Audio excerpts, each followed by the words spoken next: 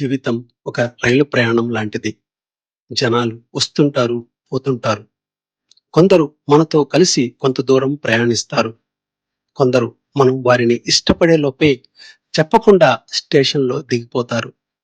అందరి ప్రయాణం మనతో చివరి దాకా సాగదు. ఎందుకంటే వారి గమ్యం వేరు. ప్రతి ఒక్కరూ మన జీవితంలోకి ఒక కారణంతోనే వస్తారు. కొందరు ప్రేమను పంచి సంతోషంగా ఎలా బతకాలో నేర్పిస్తే, మరికొందరు బాధను తట్టుకొని బలంగా ఎలా నిలబడాలో నేర్పిస్తారు.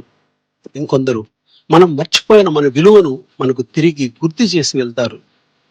అందరూ మనతో ఎప్పుడూ ఉండాల్సిన అవసరం లేదు. ప్రతి ఒక్కరి టికెట్ వేరు, గమ్యం వేరు, ప్రయాణం వేరు.